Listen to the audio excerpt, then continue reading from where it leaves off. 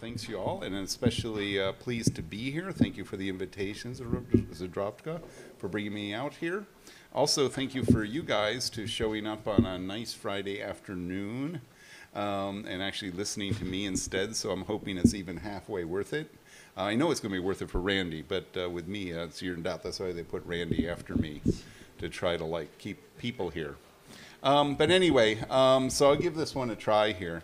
I'm going to be doing labor economics, so a slight change of tack. This sort of came out of a lot of work I was doing in the history of economic thought.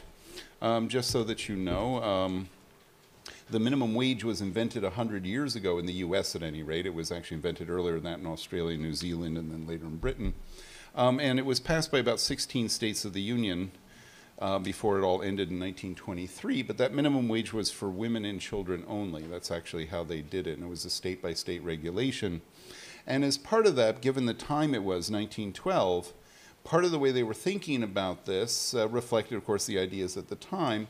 And the ideas at the time were much more institutionalist kind of ideas. And hence, I kind of ended up sliding into the social cost thoughts from a very different space. Really, I was kind of thinking about all these histories. And there was enormous quantity of effort in 1912 all the way up until 1923, where groups like, say, the Massachusetts Minimum Wage Commission would actually have a staff of economists. And then what they would do is they would go around and calculate what the cost of living was for, say, a seamstress living in Fall River, Massachusetts.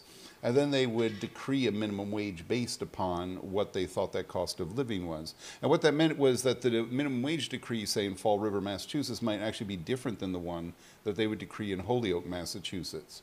Or for that matter, the one that maybe was decreed in somewhere like, St. Paul, Minnesota, which also had a minimum wage and so forth.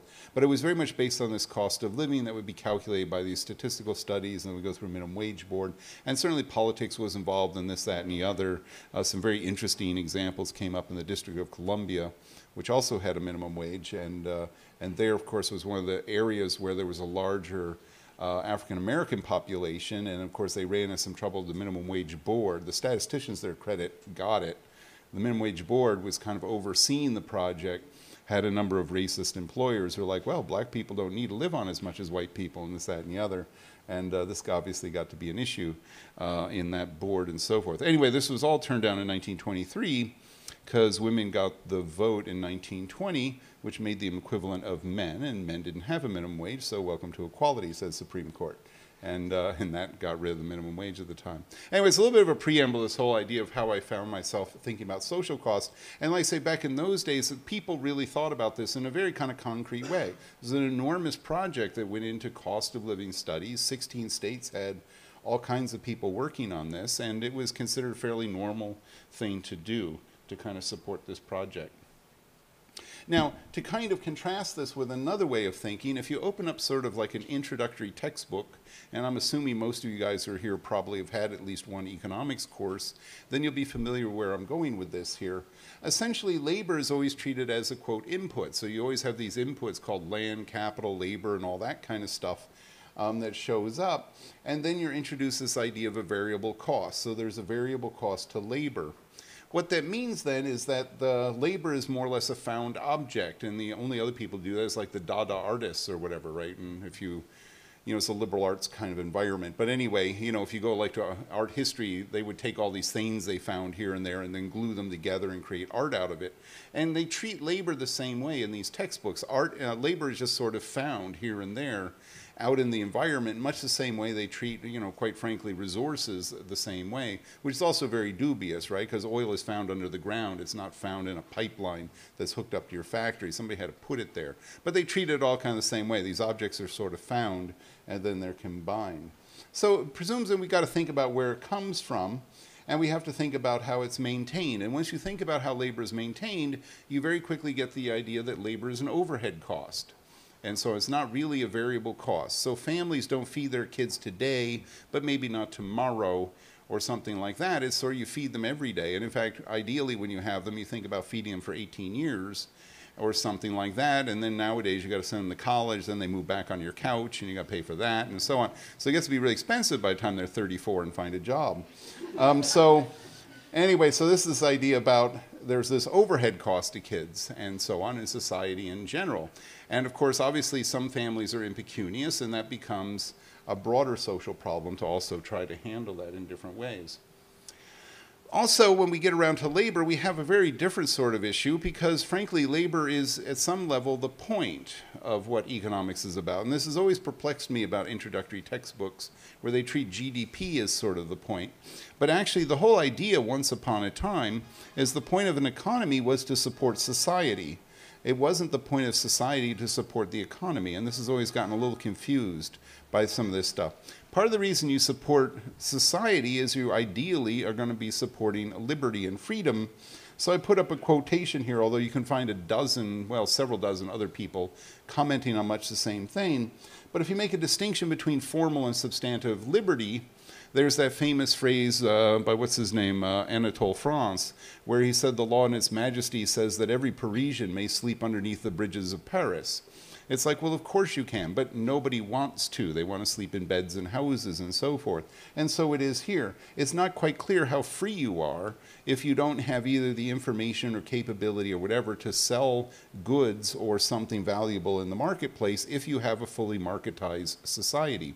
Obviously, if society is not fully marketized, there's other criterias for membership in it, or what might represent some sort of claim on subsistence or whatever.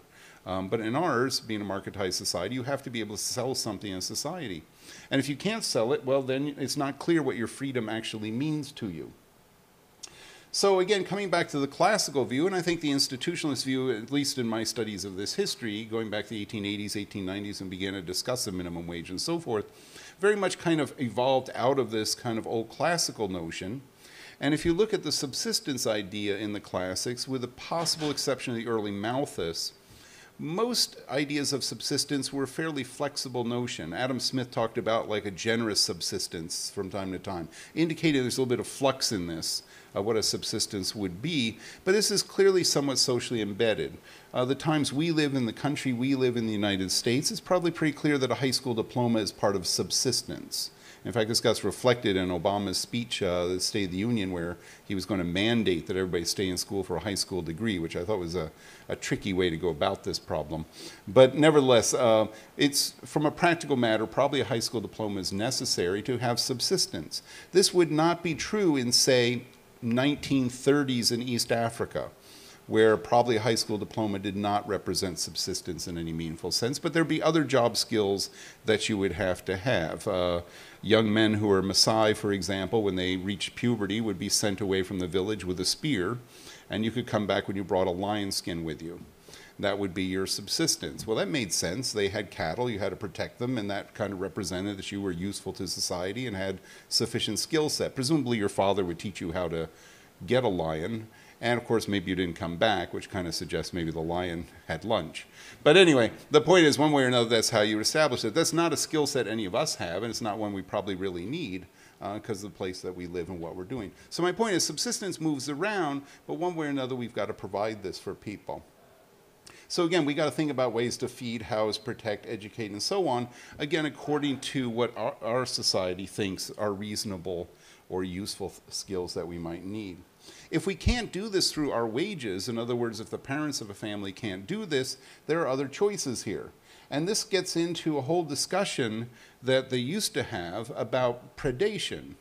And if you go back into the 1920s or so and earlier, firms were predatory, firms were free riders, but we didn't have individuals being free riders. Firms were free riders when they underpaid their labor, because the presumption was that labor will get its subsistence from somewhere, and those who are dependent upon labor will get their subsistence from somewhere. And the only question wasn't, oh, gee, I wonder what they'll do. They're not found objects. They will rather find it somewhere, and where is what we're going to find out about. The obvious choice is previous savings. People maybe had savings. Well, as we know, most Americans have significantly less than 90 days savings on hand, so most of us are not that far away from running into some significant problems if we don't have a job. Wages and savings of other family members, hence my quip about living on the couch and so forth, right? That would be the savings of other family members, which is fine for a period of time. But of course, it also could be a problem if everyone's close to subsistence, then one or two people with zero subsistence could bring the average down, including the average of those who are actually earning a subsistence. Again, if we average that for modern American thinking. Private charity and transfers. So you have church-based charities, other kinds of private endeavors that provide charity and so forth. Obviously, in the 19th century, these were much more significant portion of the overall charitable exercises. We have public charity and transfers, which kind of come in with the New Deal and so forth in a much more systemic way. They existed before, mind you. They were largely municipal-based, and then they became much more a federal project beginning in the 30s. Vice, I'm using the old phrase since I'm reading these old histories. They never use the word prostitution in these old books. It would just not be proper. So they made these euphemisms of vice or the social crime or something like that. But anyway, I think we know what that is. Crime more straight out, right? People just stealing purses and stereos and I guess today computers and whatnot would be another way for them to make their subsistence, and obviously that has a lot of problems too. The other alternative, of course, is homelessness and the various costs that can come up with that. And people like Sandy Darity and a couple of his co-authors have traced out how this works, and it's not too surprising how it all plays out. We have very strong statistical relationships between unemployment and things like domestic abuse, abandoned children, dropping out of school, crime, blah, blah, blah. We can go on for some great length of time about all this stuff, but all this stuff is pretty much robust and the statistical indicators that you might expect, which is, say, people who are broke are unhappy and trying to do what they can do to try to keep up, which means bad things. And of course, a cost that gets transferred to the rest of society. It's not a wage cost, it's just a cost in the inconvenience and problems of crime. And then finally, even though we have this issue in incentives, and it wasn't like the institutionalists didn't know about them, George Stigler aside, I know he got mentioned earlier, kind of acted like he was the first guy to think about incentives, is kind of silly. Obviously, all these people thought about the feedback effects on incentives and so on and tried to design programs that they thought would work in one way or another. On the other hand, I don't think they thought that people were single-valued maximizers with a very naive understanding of things. Most people had a variety of motivations, including things like self-respect, wanting the accolades of their community and so forth, and yes, they're self-interested. So we have a variety of motives in us. Guess what? We're complex and so on. But it's also why they have other departments not called economics. So we can think about that, and we have a big thing called social science that's supposed to integrate all these things. Just economists missed out on that. If we do have this idea that society is, oops, sorry, I wanted to go to the next slide. Here we go. So how's this cash out for labor economics? One of the things that's always kind of amazed me about the kind of flawed foundation of thinking about labor as a found object of some sort just comes up with the idea of a labor supply curve. And I have a couple of articles from way long ago that I kind of explored this a little bit, but it's fairly straightforward, so I'll just describe it to you, again, assuming that you've had at least a little bit of economics at one point or another. But as you know, labor supply curves, not just labor, but any supply curve, tends to slope upward to the right. That's the way they always get depicted. And hence, as prices fall, usually have price on this vertical axis, as price falls, the supply of that object falls until eventually the price is so low that it goes to zero. Right? So you can think about widgets or whatsits or something like that. You've got this idea of greater price for widgets and whatsit, more supply, lower price, lower supply, and then eventually the price is so low it disappears. And there's a little narrative about, well, the average variable cost is too low and blah, blah, blah, blah, blah, and then you turn the page and take a nap, and so on. Or you get a midterm, more likely. But anyway, the point is this, when you come to labor, is this really what happens? So let's say the price of labor falls and falls and falls. The labor supply curve goes down and down and down and down. And then eventually, if we take the same logic, the price of labor will get so low that labor will disappear. And it's sort of like, really? That's what's going to happen? So what happens to everybody? I mean, they just go away? Or what they do, it's like, presumably they're still there. They're people, but they're not laboring, which kind of suggests, well, what do they do? If we're all Paris Hilton, we have an answer to that, right? We just live on granddaddy's money, and we're just very happy. And presumably she needs a high price to get her to go work. But what about the rest of us? It's like, do we stop doing anything? Much more likely is that actually at some point, if the wage falls far enough, we will actually begin to double back on that labor supply curve. In other words, people will actually begin to work longer and harder, mostly because they now have so low wages that they supply more labor to the market, not less labor to the market. And it's not too hard to imagine that, hey, this is Bangladesh. People are working really long hours, including their 5- and 6-year-olds, because they're making $1 a day. And at $1 a day, you put in a lot of work. Does that mean you're happy? Does it mean you're fulfilled? These probably aren't questions that people earning $1 a day really think about. What they're thinking about is like, hey, I had a sandwich last week, and with some luck, I might have one this week. And that kind of thing. It's a very different sort of way of thinking about labor and where you're at in that. But it doesn't go away. So the labor supply curve would actually bend back. And in fact, once you have it bend back, it's going to cross the demand curve again. And you end up in a world of multiple equilibriums, and all kinds of interesting things begin to happen in a fairly simple supply and demand diagram. And this is what gets me, is they don't make a lot of sense on their own terms. And again, not true for something like a what's-it or a widget. That is true. Those things will disappear if the price is low enough. Presumably businessmen will pull out of the market and decide, you know what, I'm going to do something else with my capital or whatever. But you really can't do that for labor. We just can't disappear. We're going to be kind of around. Well, again, I think there's, not with the graphical part, but there was a knowledge of this 100 years ago. And it's kind of one of those things that the knowledge tends to get lost in economics, as so often happens. It's not that we've never known stuff. It's that we seem to have this weird way of forgetting stuff that we once knew, which is why I think history of economic thought is so important, to kind of go back and discover what we already knew, but for whatever reasons just stop talking about here. Now, Clark gets into this and starts talking about the competitive labor market and begins to ask himself, well, what's going on there? And makes a distinction then between different kinds of competition. And there's a competition which would be one where us as laborers try to upgrade our skills and provide more and better labor or whatever, which he kind of views as sort of a healthy competition.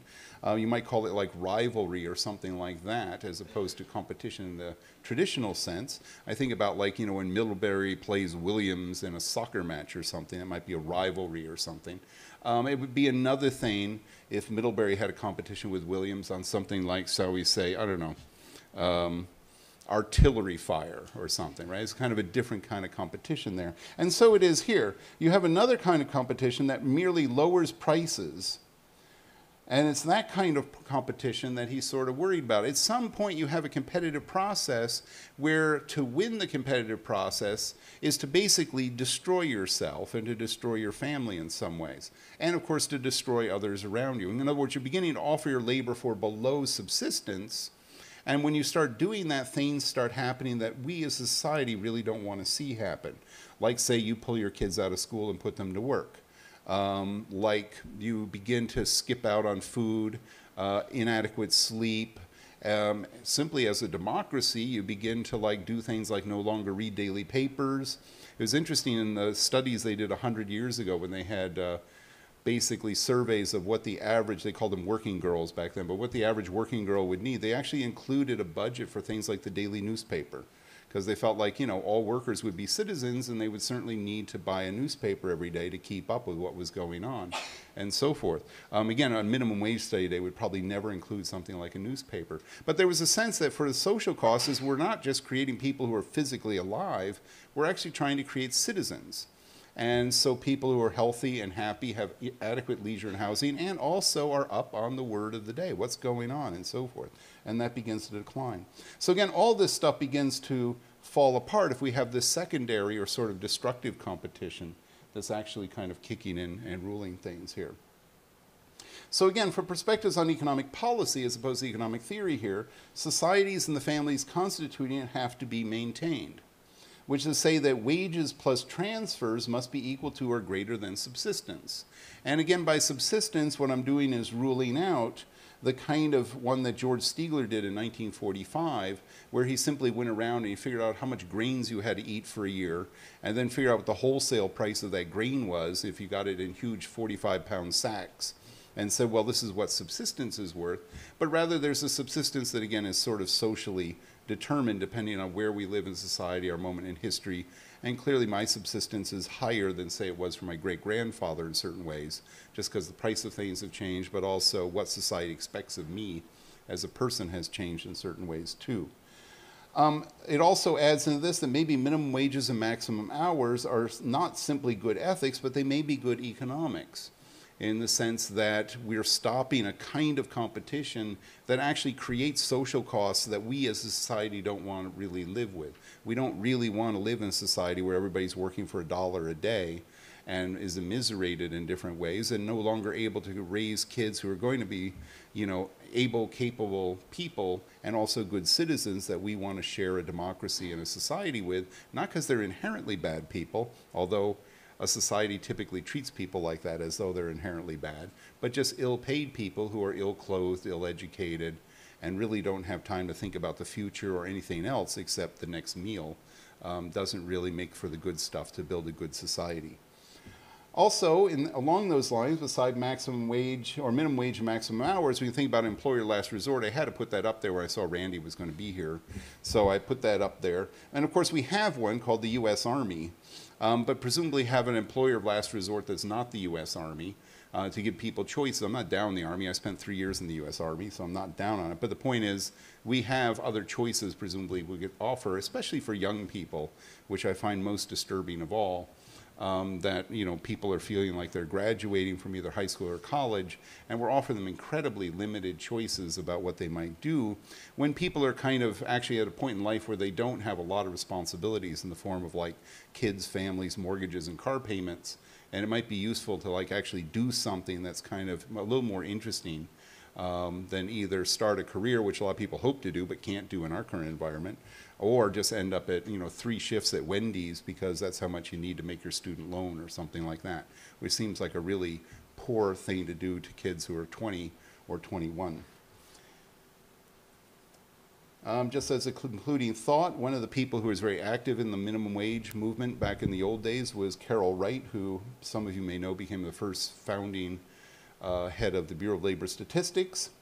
You'll notice he wrote a book with a title that you probably just wouldn't see today because these would be considered to be completely different subject matters, but nevertheless made perfect sense to him and made perfect sense to the many, many people who read him, that there are ethical conditions here. And again, with labor, there's an ethical phase that really doesn't come up with, say, the copper market or something like that, because we are dealing with people here. So again, he points out that we need to be aware of these distinctions between commodities and contracts for services. And of course, he was an optimist, as am I. Mildew will strike the political economy that denies the validity of the distinction. I was kind of hoping the mildew would strike in before, say, 110 years have gone by, but, you know, what can you do? He was kind of thinking ahead on this game here, so unfortunately it didn't work out that way. So anyway, I'm going to wrap it up with that, so thank you all.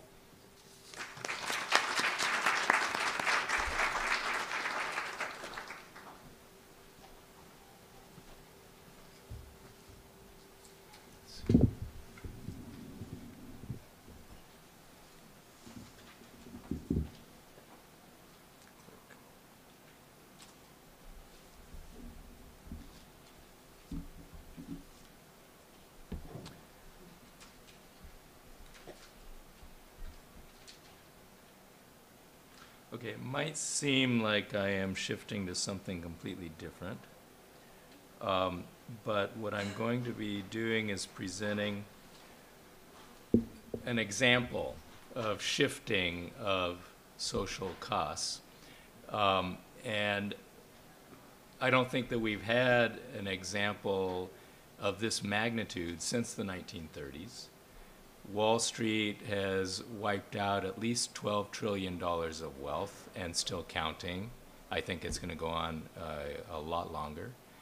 Wiped out 12 million jobs. And of course, since 2007, a lot of people have come into the labor force, and we were nowhere near full employment at that time.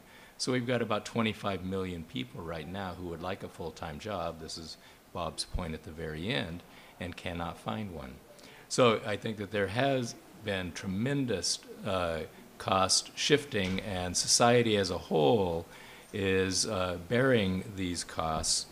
What I want to do is explain the processes that led to the crisis, and you'll see that cost shifting is a big part of the story all along. You've heard a fair amount of theory. I'm not going to go into any of this in great detail, but there is an orthodox theory of financial markets, and in the 50s, Modigliani-Miller theorem was developed, which argued that it makes no difference how you finance a business's expenditures, whether they use their income flows, they issue equity, or they go into debt. It's all equal, okay? Gradually over time, this theory was updated with rational expectations and so on. So we've got the efficient markets theory, where fundamentals drive asset prices, and therefore there was no real estate bubble. I will be talking about the real estate bubble, but in this theory that couldn't exist because it wouldn't have been rational. And finally, the efficient markets hypothesis relies on what's called transversality condition. There are no defaults. And of course, that also had to be true in the Modigliani-Miller theorem, because if there are defaults, then it is not the same as using your income flows. Anyway, the implications of this approach to financial markets really led to the Basel requirements, which moved from government regulating and supervising financial institutions and trying to keep them safe to self-supervision, use of ratings agencies and internal models to assess risk and to price the assets and so on. And I'll briefly touch on that, the problems with that. But there also was this typical neoclassical view, and this was already referred to earlier, that finance is a scarce resource, and therefore, like most scarce resources, you want to rely on the market to allocate it, okay? And the government's role really was just to get out of the way, because we wanted the markets to efficiently allocate this scarce resource. Okay, what was the reality? Well, first, a lot of bad things have been said about Ronald Coase, but at least he did have one insight. So even a neoclassical economist was able to see that when you look closely at financial transactions, these mostly take place outside of markets. Okay, the stock market, you could argue that that is much closer to the neoclassical view of what financial markets are all about. But most financial transactions do not go through anything like a stock market. Second, finance is fundamentally a relationship business, not a market-based business. Finance is not a scarce resource. Really, it is, in the terms of Hyman Minsky, who was my dissertation advisor, it's accepting IOUs. Accepting IOUs. That's much different than allocating a scarce resource. We can have as much finance as we want. It's all a matter of being willing to accept IOUs issued by, you hope, the credit-worthy.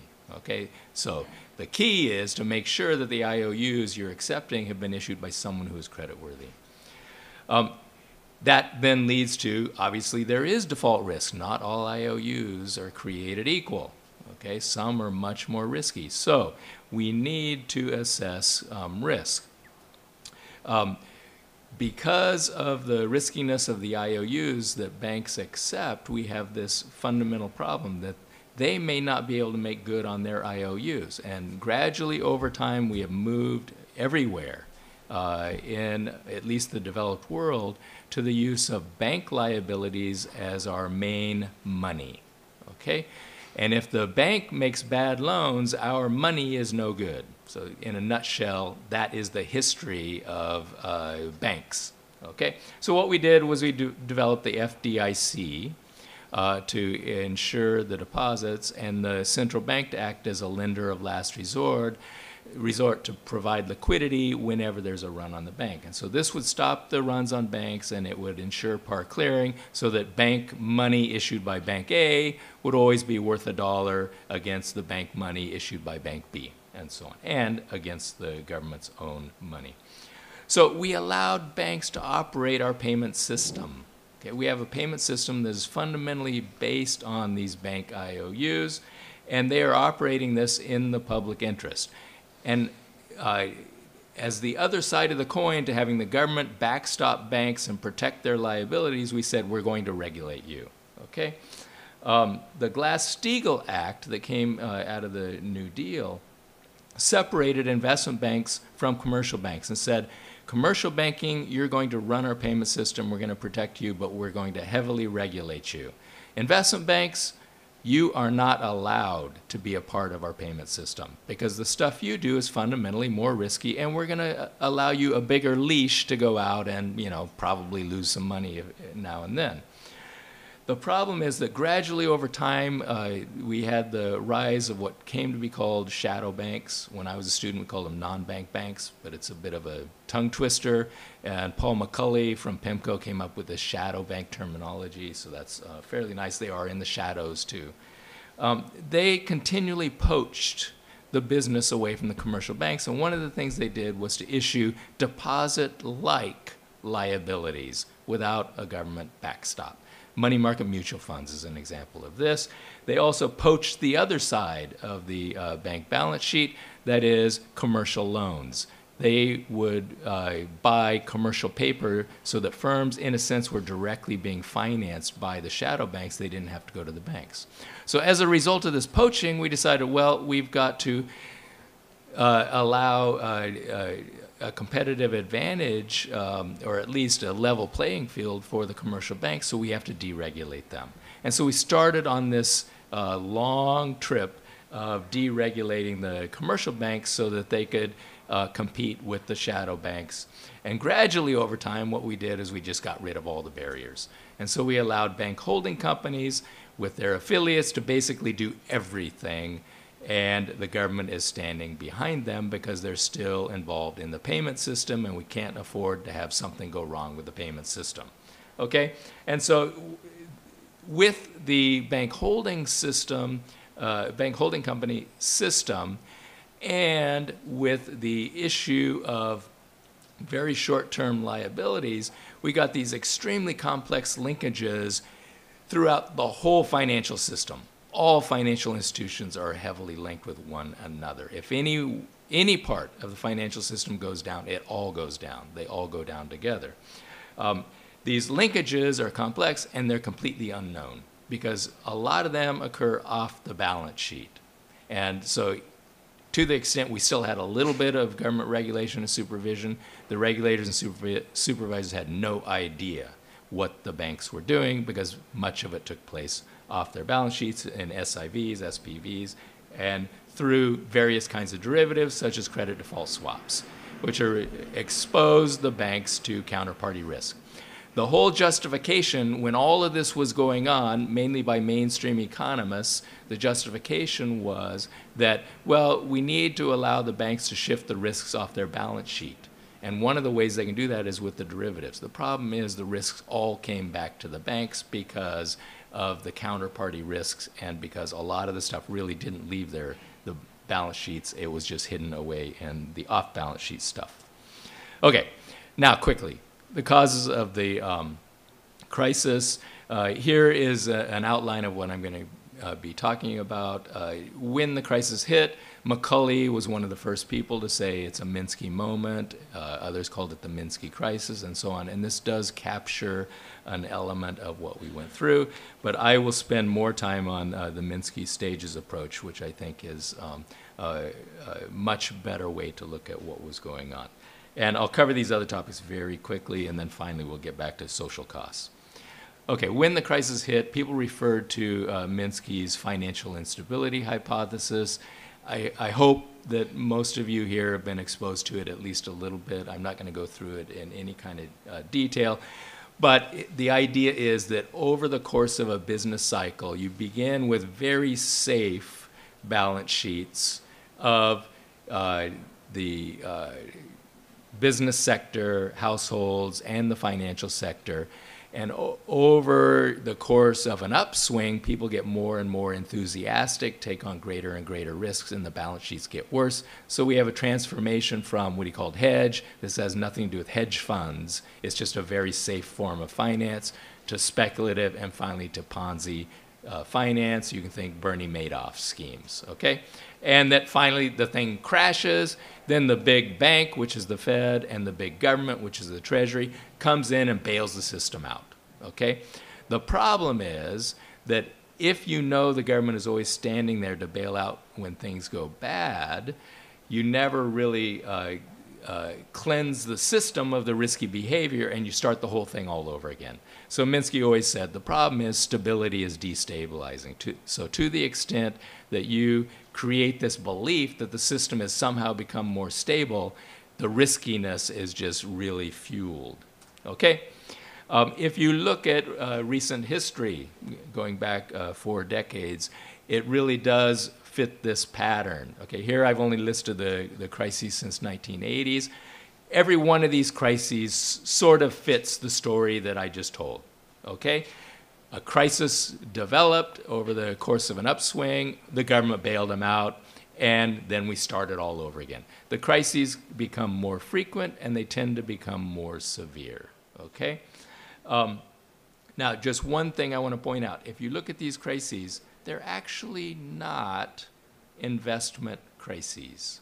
And Minsky's theory in the 50s and 60s, the financial instability hypothesis, was all about business finance of investment. They really were investment theories of the cycle and a financial theory of investment.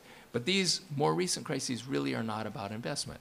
Commercial real estate, okay, and residential real estate, commodities, really not about investment though. So anyway, Minsky in the 80s started revising this approach. And he started arguing that what we're having is a long-term transformation of the financial sector. It's not a cyclical thing, it's a long-term transformation that took place over a period of 50 years. So he went back to actually some ideas that he had worked with in the 50s and looked back to Rudolf Hilferding, who had this stages approach also.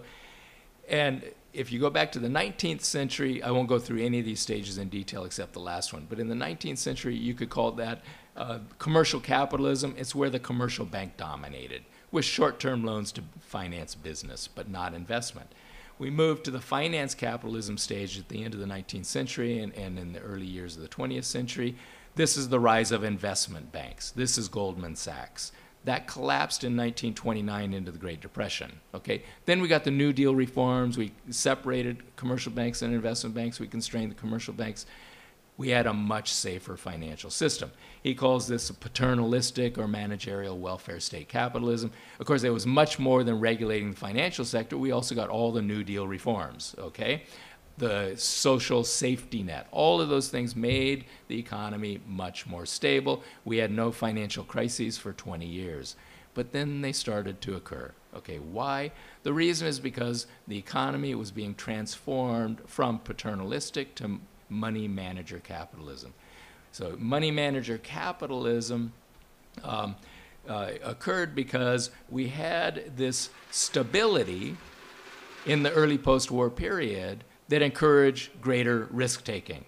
But every time there was a crisis, the government bailed it out, and so financial wealth was never wiped out.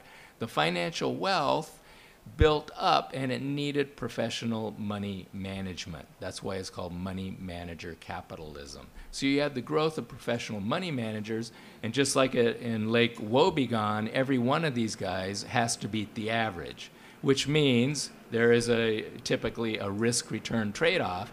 They had to take ever greater risks, okay? And so we had the accumulation of financial assets and liabilities.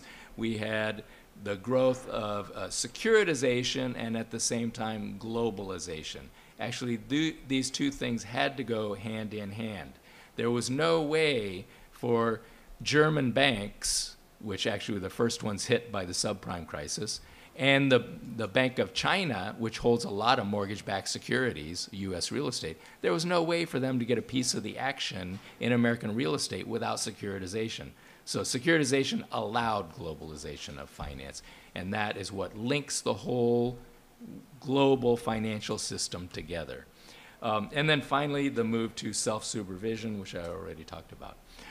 I'll show you a little bit of evidence. You can spend more time looking at these later. But the bottom here shows the shrinking of the commercial banks as a percent of assets or liabilities of the U.S. financial system. You can see a very significant decline in their importance. And then the other blue area is managed money. This is things like pension funds, university endowments, sovereign wealth funds, managed money, okay? And you can see the growth there. So we also had a rising share of profits and of value added taken up by the financial sector. I'll show that in just a second. We had layering of debt on debt on debt. It no longer was the case that banks would issue deposit liabilities and make commercial loans. Okay, that is a debt on a debt. What happened was that the financial institutions issued debt to other financial institutions, who issued debt to other financial institutions, and so on and so on and so on. That's debt on debt on debt. I'll show you a picture on that. So the asset markets and institutions became linked in highly complex ways because they were indebted to each other, okay? Not just to depositors with government insurance. They were indebted to each other. I'll skip over the rest. Here's a picture of a way to measure financialization of the U.S. economy. If you go back to the early post-war period, the share of profits going to the financial sector was about 12%, and value added of the financial sector was about 12%, and that's more or less consistent with something that is fundamentally an intermediate good. Okay, you don't get any utility out of the financial sector. That grows to 40% of corporate profits were going to the financial sector on the verge of the global financial crisis. And this picture ends at the end of 2009, but the financial sector is back to 40% of corporate profits. The financial sector has recovered in the sense of they're getting their 40% again. In terms of value added, it a little bit more than doubled. At the same time, we have growth of debt relative to ability to service debt. A measure of ability to service has got to be national income, because after all, how do you service debt? Out of your income flows, okay? We can see, I don't know if you can read the dates from where you are, but that previous peak, that's 1929, then the Great Depression. We went to 3 times GDP. The global financial crisis, we hit 5 times GDP. But what's interesting about the picture is look at where the real growth was. We see in the 2000s, you can see the residential real estate boom. In the household sector, you can see it's been growing on trend, but the growth rate really picked up in the 2000s. The other thing that grew tremendously is private finance. This is the debt on debt on debt. This is financial institutions owing each other. 125% of GDP. That's what financial institutions owe to each other. Okay? And this isn't even counting the derivatives, which globally, we don't know exactly, but it looks like there are about $600 trillion of derivatives out there, which are basically bets. You only get paid if some contingency happens, so those are not included in these numbers.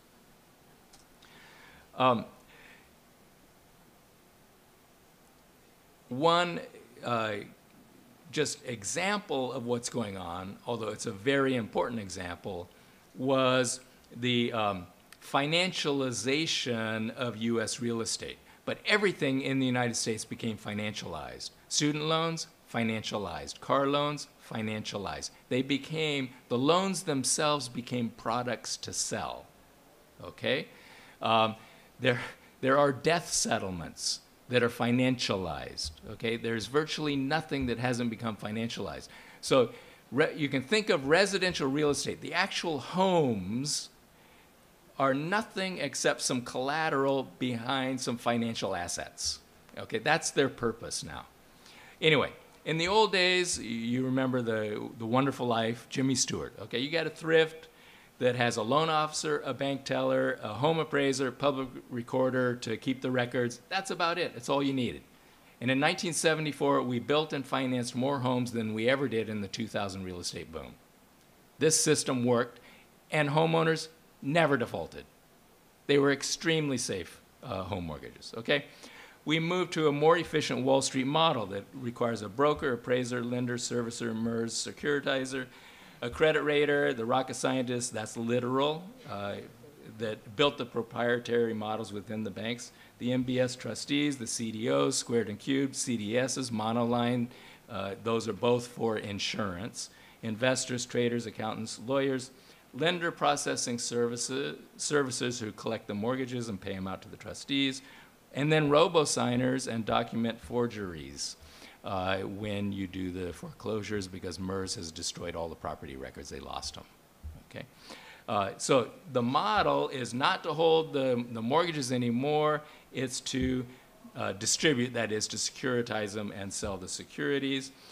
You pump and dump the value of the securities, and then you know that the mortgages are no good, so you're going to foreclose the homes, resell them, and that way you get to start the whole process all over again. Okay? They were, in Veblen's terms, capitalizing unrealizable home values. The home values were vastly over-appraised. The appraisers were forced to over-appraise them, and so on.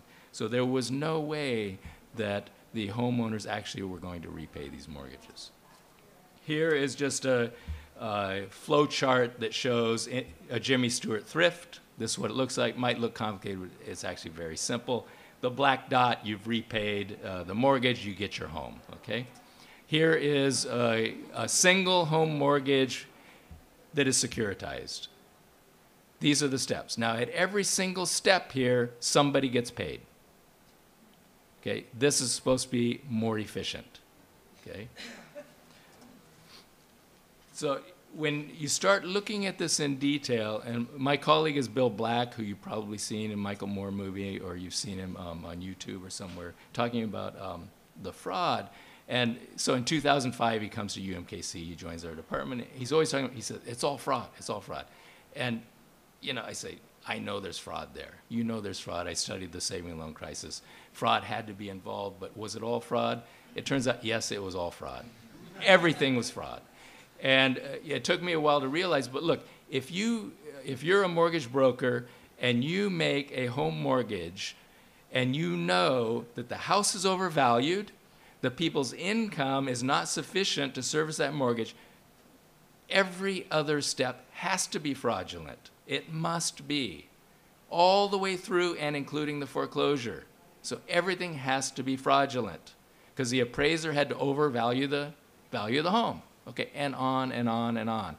When the investment bank sells the security to a pension fund, it had to be fraud because they had to tell you the mortgages met the reps and warranties when they didn't. So every single piece is fraudulent. Okay? Why? Okay, so why the complexity and the fraud at every layer? The reason is because the model was flawed. It couldn't possibly have worked.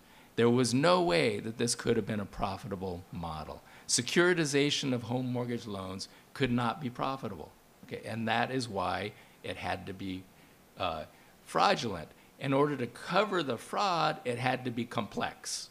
Because if it was really simple, the fraud would have been uncovered at the very beginning. So you had to have an extremely complex model, okay? And that's why that, the picture looked that way.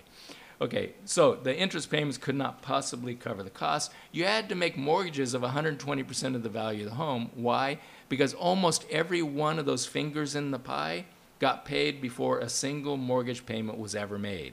It was all upfront fee income. So the loans had to be greater than the value of the homes.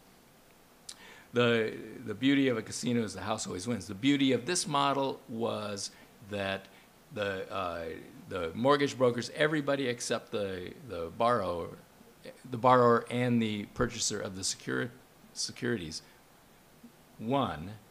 The homeowner and the securities owners lose. Okay, as Bill Black always says, the good thing about fraud is it's always profitable. In fact, it's always the most profitable thing there is. Okay, from the perspective of the person perpetrating the fraud. So anyway, foreclosure was inevitable. In fact, it was the desired outcome. And you might think that's a bit over the top to say that the investment banks wanted the whole thing to fall apart. But we know they were betting against the homeowners. Okay, they were writing credit default swaps that only paid off if the homeowners couldn't make the payments. We know that Goldman Sachs worked out a deal with John Paulson in which Paulson was allowed to pick the very worst mortgages, put them into securities. Goldman Sachs sold the securities to their own customers, and then Goldman Sachs and Paulson both bet that the homeowners were going to default on the mortgages. Okay, so the default was absolutely necessary for the business model to work. Okay, so it's not going too far to say that it was the desired outcome. And then we need the foreclosures now to hide the fraud. Because the homeowners who have got these rotten mortgages, if they go to court with a good lawyer, they're going to win. Okay? So you need to quickly foreclose and get the homes away from them and resell them. So that's what they're trying to do right now. All of that was about the real estate market, but we had a lot of New Deal reforms, and gradually over time we've been shredding those, getting rid of them. So deregulation, yes, but we've had rising inequality, we've had a falling wage share, we've had rising consumer debt, and we've had fiscal constraint. All of these things helped to make the economy much more unstable. Here's a picture you've probably seen. Here's the decline of wages and salaries as a percent of GDP. We're beginning to look much more like a developing nation, where often the wage share could be as low as 25 or 30% of GDP. We're on our way there. Okay, the flip side of the coin, of course, is the profit share, which has to be going the opposite direction. So it is all going to the top. We had serial bubbles, okay?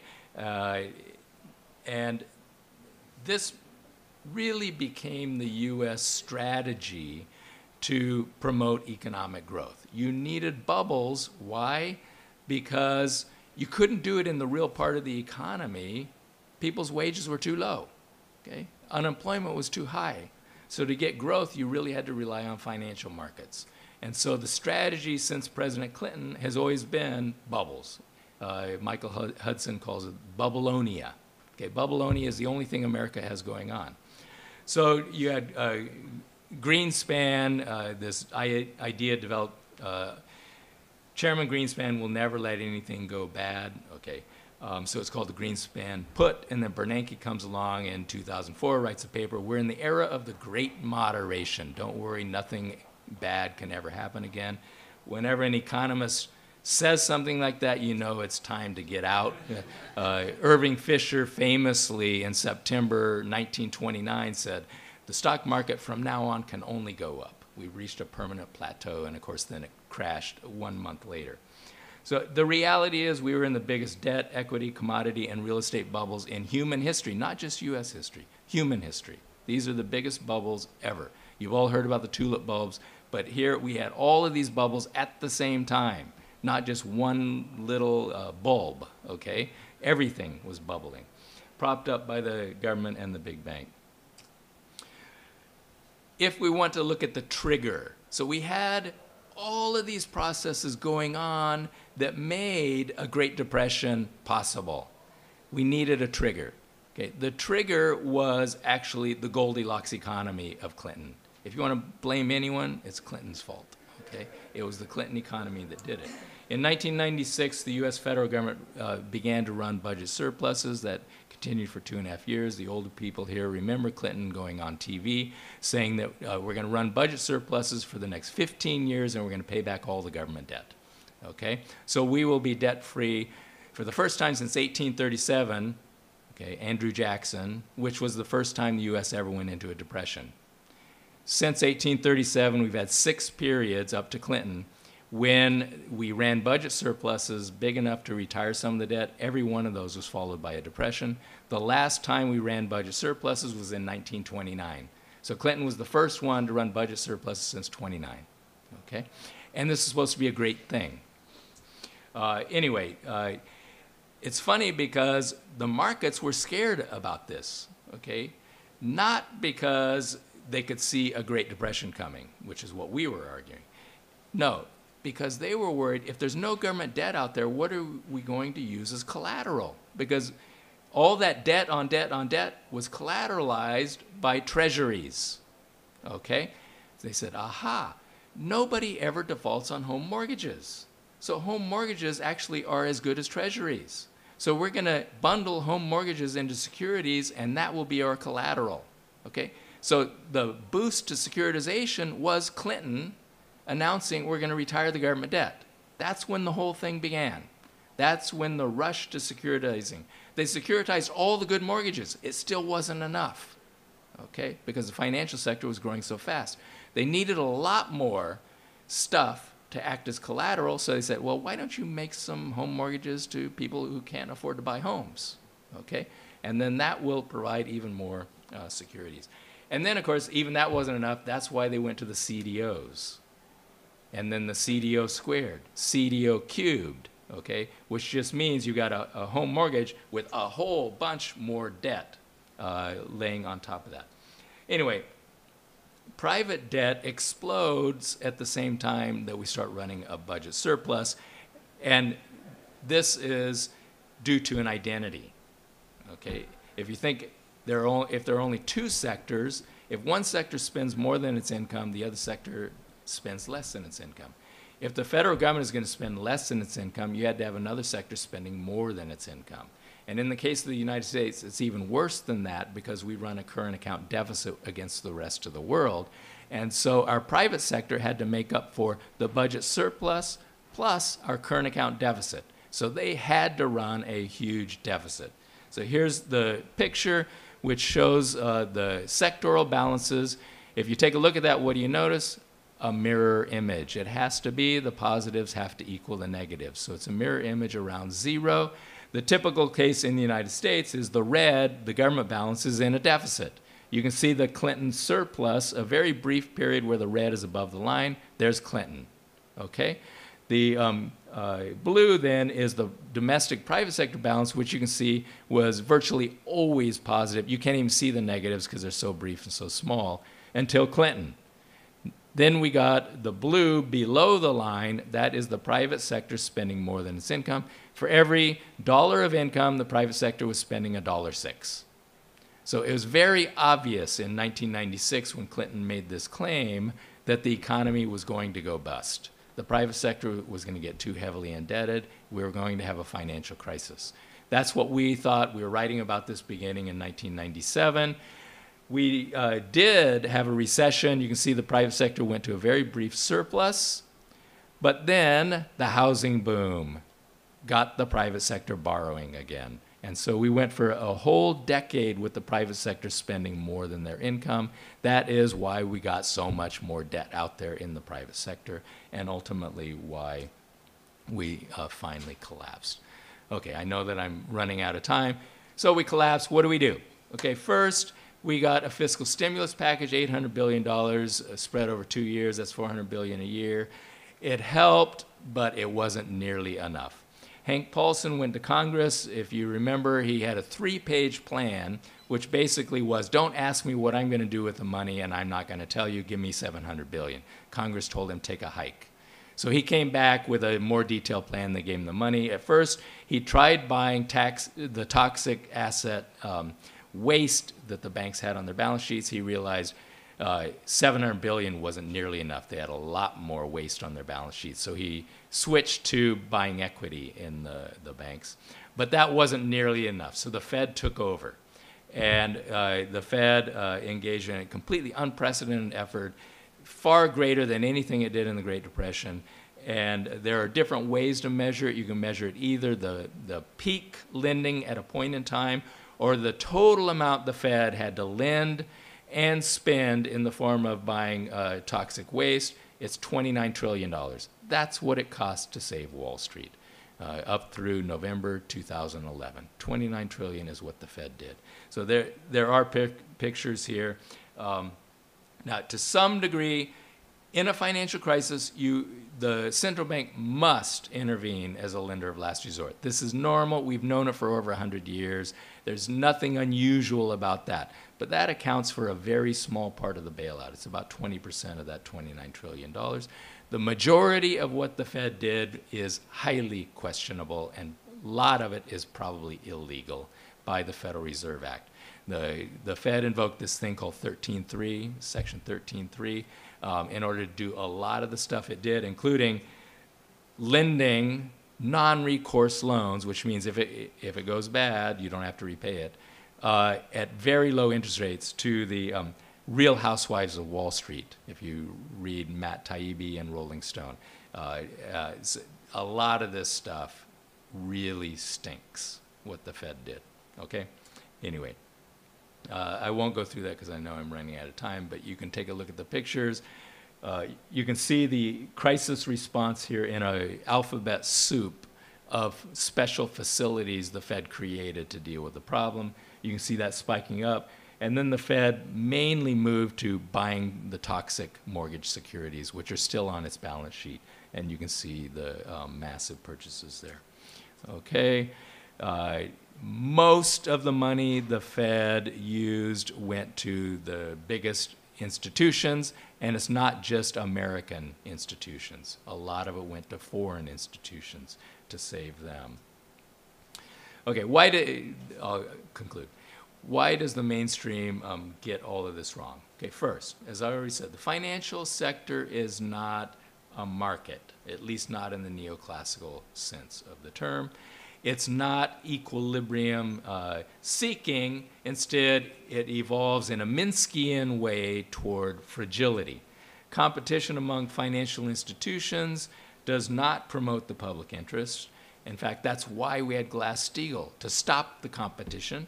It creates costs, and then it shifts the cost to society. The management of financial institutions have increasingly adopted practices that enrich themselves. You know, it's not a coincidence that Henry Paulson and Bob Rubin became fantastically rich at the heads of their financial institutions because they run them as control frauds. What a control fraud does is it moves all of the income, or as much as it can get away with, to the top management.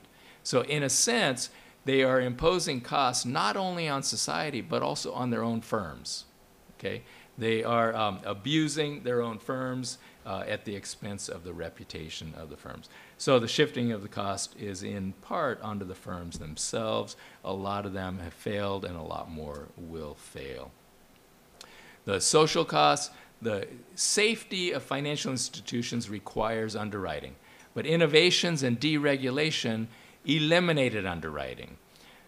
So we moved to this other model.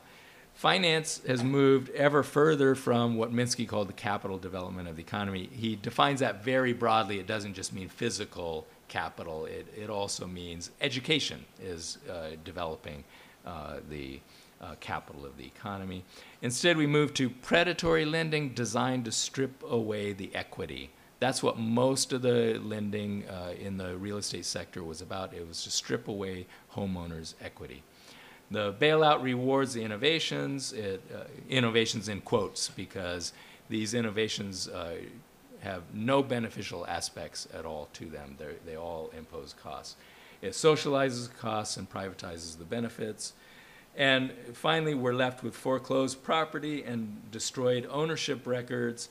It's probably going to take us a decade to sort out who owns what, because MERS has destroyed most of the property records, and burden local government and imposed higher local taxes in order to deal with these vacant houses that have to be taken care of. And the inventory of these things is preventing recovery because many people need to sell their house, they need to move, their job is moved, they've lost their job, and with the inability to deal with this foreclosure problem, we can't recover. I'll just close with the Fed is very worried. Okay, I've been to a couple of recent conferences. The Fed is very worried. We are not recovering. The Fed thinks that we're going to go right back into a crisis. And that's why the Fed has become the most left-wing, which is very bizarre, the most left-wing institution in Washington, because they know we are not recovering. And everyone else is just either dreaming or playing politics. Thanks.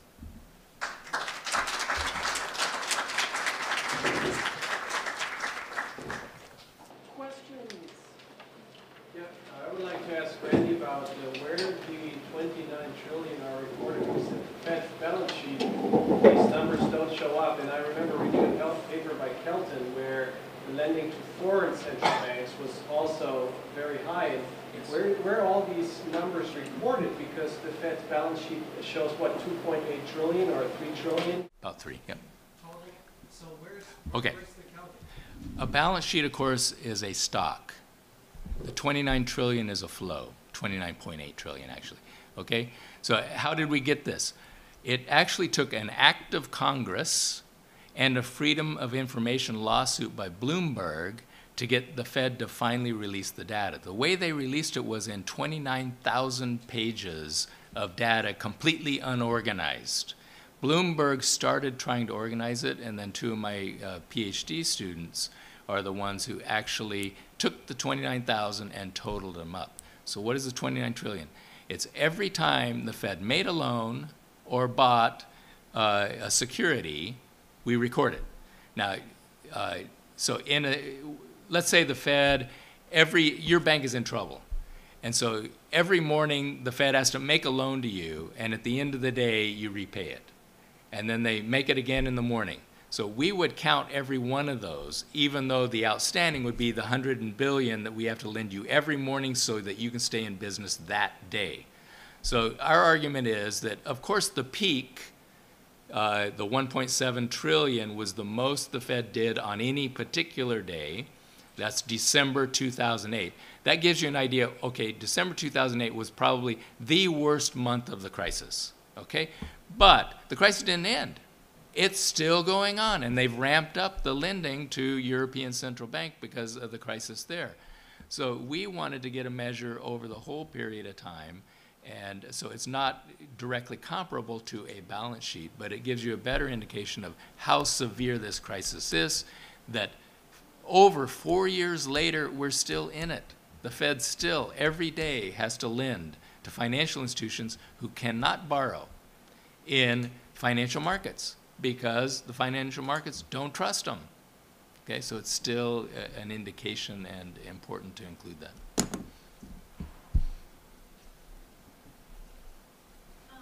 It's been said that this has been a crisis that's been wasted. The government had an opportunity in the thick of things, like in the late '08, to make the decision to break up the banks. The too big to fail. And now they're even bigger. That's so right. We went from, roughly 12, 15 very large banks, about half that.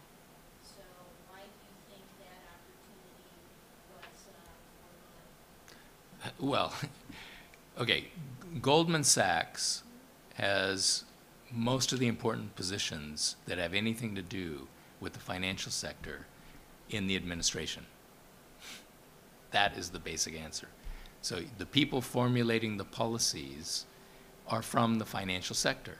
They're the Treasury secretaries. Now, technically, Geithner isn't, but you remember when he was testifying before Congress, and oh shoot, I forgot who it was. One of the New York senators said, well,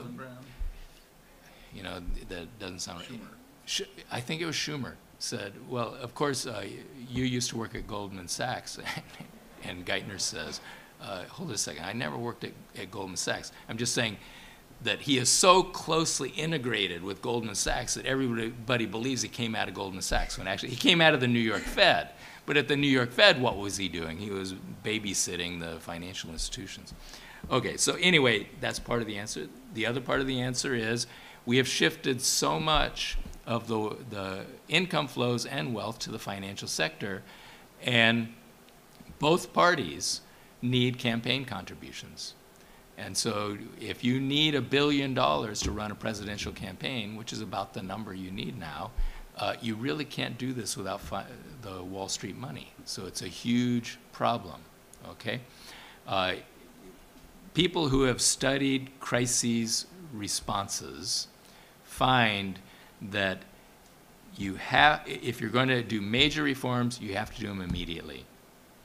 Because if it starts to look like you've resolved the crisis, the political will disappears. So you're absolutely right. If we had done something in 2008, we probably could have done it.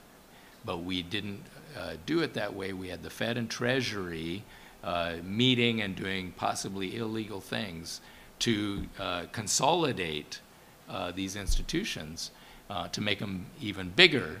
They were already too big to fail. Now they're much too big to fail. So, but one note of good news. Dodd-Frank makes most of what they did illegal, explicitly illegal. The Congress was still mad enough a couple years later that when they wrote Dodd-Frank, they wanted to make sure that the Fed never did what it did again. And so when the crisis hits, and I believe that that could be, you know, any time, you can't predict, and the Fed is worried about this too now, they won't be able to do it, at least not in the way they did it before. They won't be able to save them. So that gives some hope that they really will downsize them now.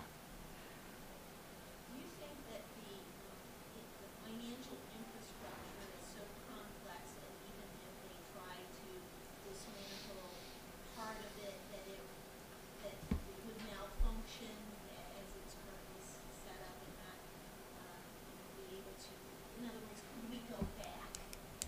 Yeah. Okay. So this is vastly overstated. The reason is because look at the bailout. So it goes to a dozen institutions, and half of those are foreign. Okay? If you take the debt on debt, financial institutions owing financial institutions, you find out it's the top 6 that owe each other. Before the crisis, it was the top 12. So the top 12 owe the top 12. So in 2008, in fall, when the crisis hit seriously, you could see it in 2007, but if they had taken the top 12 banks, close them on a Friday, start collecting the data, put the balance sheets together, and net out anything that Bank of America owes Citibank and vice versa is just netted out, you would have gotten rid of almost everything. 97% of all derivatives were in the top 7 or 8 banks. Okay? So in other words, we've got 5,000 banks in the United States, 4,890 of them didn't do any of this stuff. Okay? And they would have been absolutely fine in 2008. They're only in trouble now because we've had an economy in a deep recession for 4 years, and real estate prices continue to go down. So they're all gradually getting caught up in this problem created by a dozen banks. So I actually don't think it's that difficult. You need to go in on a Friday. You have to close them all at the same time, because if you only close one, there's going to be a run on the other half dozen. So you close them all on Friday on the same, at the same time. On Monday, they all open. The ATM machines work. They still do clearing for other banks. But you don't allow them to make any new loans, you don't allow them to do any new securitization, and you don't allow them to sell their assets, because you want to get a handle on all that and then decide what to do with them. Okay, so it's not that difficult, actually. We close banks all the time. Okay? We know how to do it.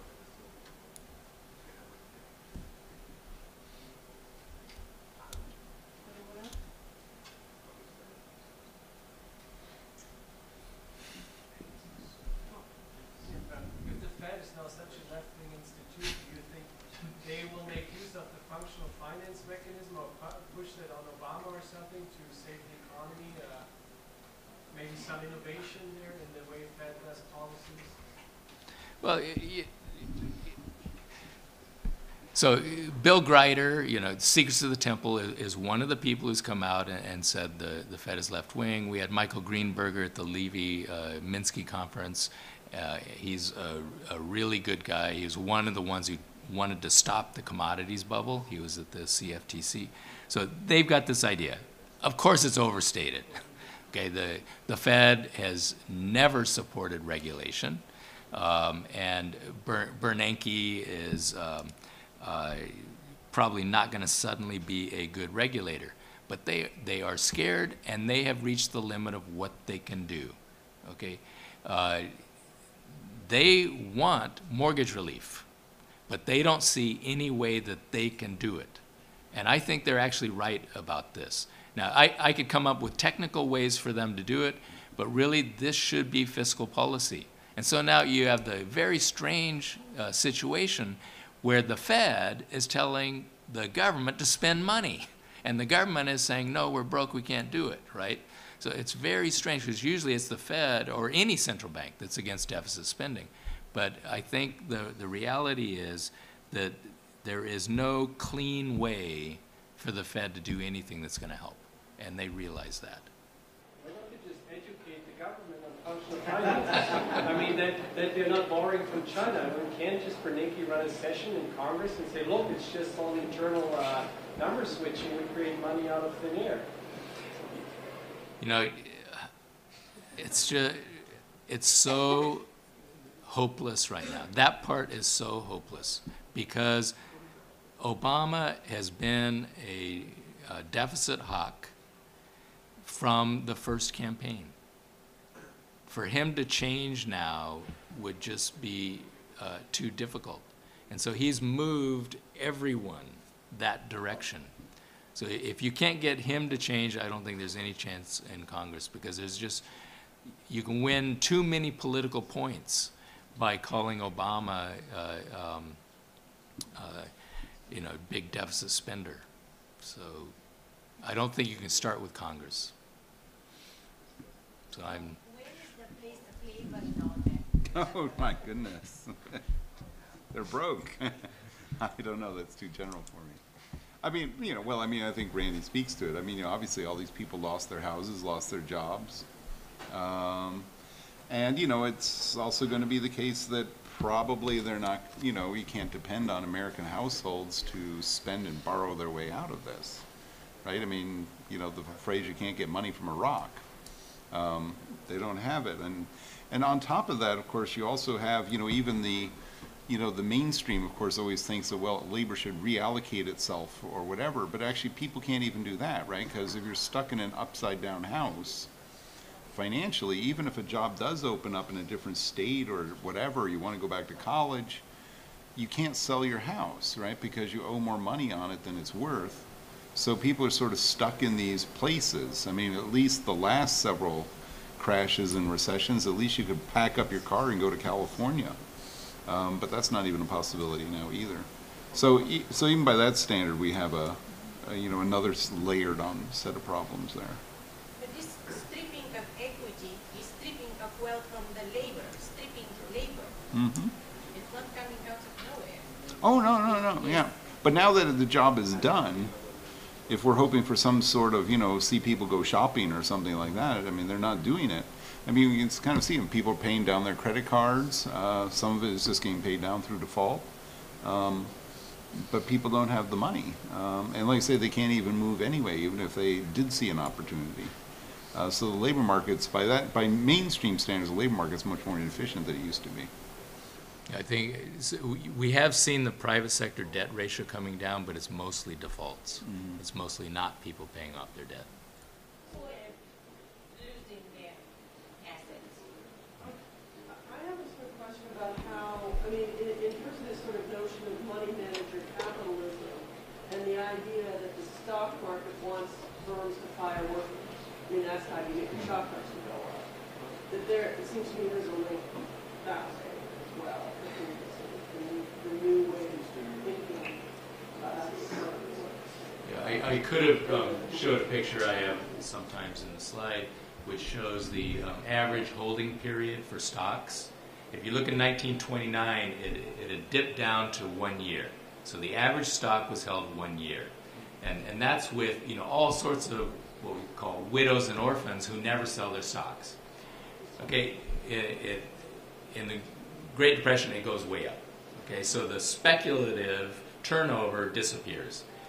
It very gradually starts to come back.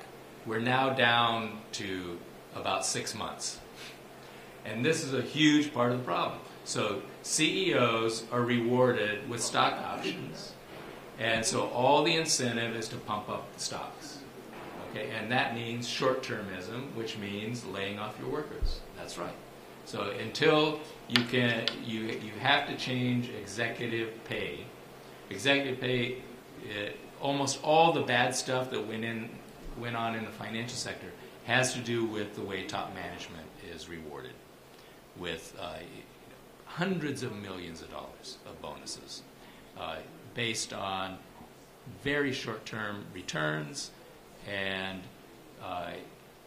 hiding risks for a couple of years, which isn't hard to do with financial assets. So you can always hide the risk and even hide the losses for quite a while and boost your compensation. So there has to be something like the money gets set aside for 5 years, you don't get it. If anything goes bad, it's gone, you lose it. You have to have something like that to change the behavior. So maybe to start this question, you speak about labor. I mean, to me it sounds that this stripping away of equity, to me it sounds like, what Harvey calls as accumulation by dispossession, which is of course based on Marx's notion of primitive accumulation. But whereas accumulation by dispossession or primitive accumulation occurs of the means of production, here we're having stripping away of personal property and personal property owned by labor. And to me that also seems to be somewhat, this balance that's tilted away from labor and in favor of capital. And I don't know, if you would agree with that. I agree with it. I mean, no, but seriously, I think if there's any particular charm to the era we live in, it's a period when you can't be fooled unless you really, really want to be. Like, I mean, we're not in a period of time where, it's difficult to figure out what's going on, or the politics are obscure, or something like that. It really is kind of a gloves-off sort of period. And almost the lies that we're told are almost so silly and vacuous that they actually almost draw attention to what's going on. You know what I mean? It's kind of where, the strippers are rarely nude. They always wear something to draw your attention to. So it is now. The political lies we're being told are so transparent that it almost draws further attention to what they're doing. Like I say, there are some people who, for emotional reasons, like, whatever they are, want to be fooled. They want to believe that something is working. But really it's not. I don't know if you just know, I mean, this is coming back a little bit what Randy was doing, but you probably noticed this on the Treasury Department is now trotting out this big dog and pony show about how, well, the crisis is over and the banks paid us all back and everything's great. And if you on the HuffPo, there's a whole spreadsheet there where they got all these slides and everything got paid off. It's all great. And it's like, really? Really? And it's just sort of like, you don't know if to laugh or cry. It's just like, really? That's it? I mean, the thing is, in the old days, propaganda, they used to tell a little bit of truth and then surround that with lies with the idea that it would be persuasive. And that's something at least the East Germans knew a lot about. But we don't do that anymore. It's the bold ones. It trips me out. Can I just add, Jim probably was there, but a long time ago, maybe a decade ago, I remember Doug Brown gave a talk, probably at AFIT, possibly AFI, arguing we're moving back into feudalism. That's where we're going, where it's all rent. Okay, all this, what Wall Street is doing really is just pulling rent out of the economy. They're not doing anything productive at all. It's all rent-seeking behavior, and stripping is pulling rent out. So anyway, you might look at that old paper. There's a lot of talk about financialization and complexity and all that, but I mean, if you look at the pharmaceutical industry in this country, there's a huge bureaucracy there. I mean, Medicaid's running at 2.9% administrative overhead, and the private insurance companies are running at 18.7%. If you look at the administrative overhead for these universities here in the last 30 years, it's also managerialism, that overhead that's kind of on top of us. I guess I haven't got to that management level yet. It's kind of on top of us. And I work at a ritual university, so we have no budget constraint on dean hiring, and they proliferate like bunnies. They're just everywhere. But also, you know, why did GM get in trouble? It was GMAC. So and GE, both GM and GE had been getting most of their profit from their financial stuff. And as we now know, of course, that was all a mirage. They were cooking the books. And so we had to bail them out, and we say we're saving auto jobs, right? But it had nothing to do with the sale of automobiles. It was their finance arms. Okay, well, let's take a break and, you want to, okay, 10 minutes, come back at 5 o'clock and